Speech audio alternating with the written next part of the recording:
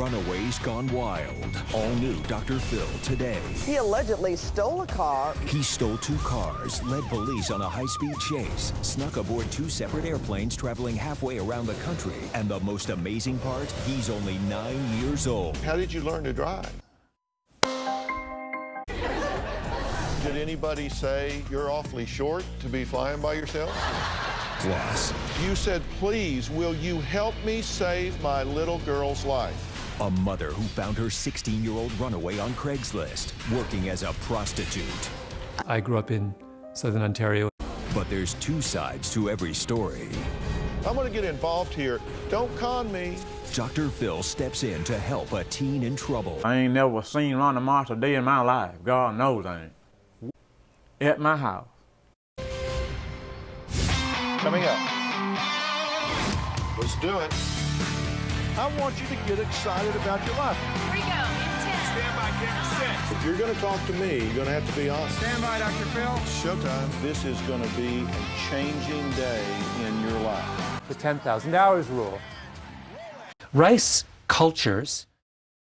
The day of the No, murder? sir. You never went into town? Never did went to Monroe or Pew.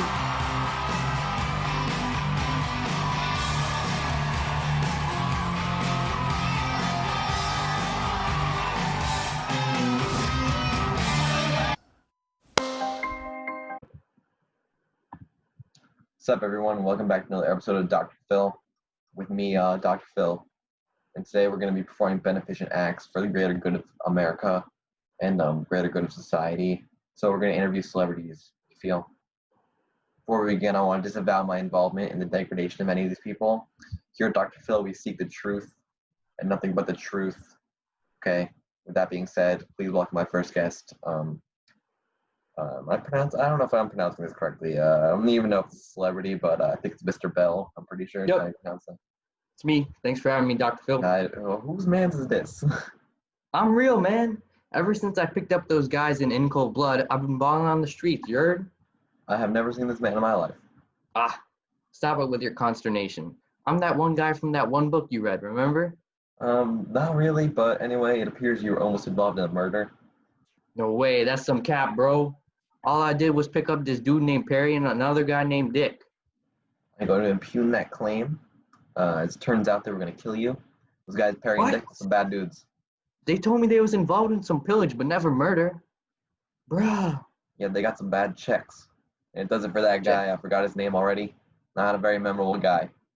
And I also can't wink, so. And we're going on to the next guest. It's Mally G. Dog Gladwell. Yo, Dr. Phil, fire nickname. Thanks for having me on the show. Thanks for being here, G-Dog. Can you talk through your writing process? Excellent question, Phil. I'm a very punctilious writer, and I like to write my arguments while keeping the reader in mind. Like any good writer, I avoid comma splices, I address the naysayer, I synthesize my sources, and my MLA citations are rad. To recapitulate, my writing style is a bit saucy. Interesting. You want to talk me through your latest book idea? I'd love to. I have a theory that success is tied into opportunity, which is tied into threshold, which is tied into satire, which is all a paradox. Very interesting. Although I am irresolute in how they all fit in with each other, it is clear that I am not a novice at writing books, and we'll have a book out shortly. All right, Malcolm, that was some mad information you heard. Be sure to check out the podcast or business history for some more Malcolm Gladwell, and also check out a modest proposal for some epic logical fallacies, and other epic satirical, maneuvers and such. Excellent, excellent. All right. I am now Dr. Phil. What is up, guys? I'm glad to welcome someone I call my slime. Please welcome Miss Cording. Audio. What's up, Miss Cording? So talk about your style of teaching. I'm the polar opposite of a dispassionate person. I like to think of myself as an astute teacher who could take control of the classroom, really take control. If I can do it on my own, then I may ask one of my students, shout at Harrison, scream at the top of his lungs. Wow, interesting. Hypothetically, if I were to commit some fraudulent behavior in the classroom, what would you do? That's cool beans. Although I may reprove you, if you look up characters on the internet when you're completing your character shot, it is so worth it. It saves you time and effort, and you copy and paste, so I won't get that. Nice. What are some hacks to teaching that you have come across? Oh, there are plenty. I'm not going to prate on and on about them, but if you have an in-class essay, I can almost guarantee you're not going to be there. But also one major tip is when your students talk, go to the front of the room, put your hands in your pockets, look down, pace back and forth, and occasionally nod when someone says anything remotely meaningful, like this. Let me see.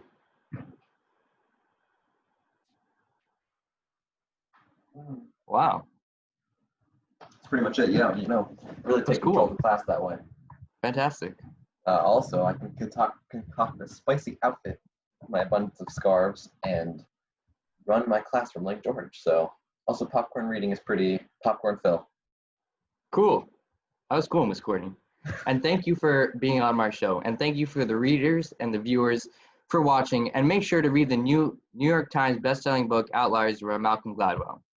Dr. Phil out.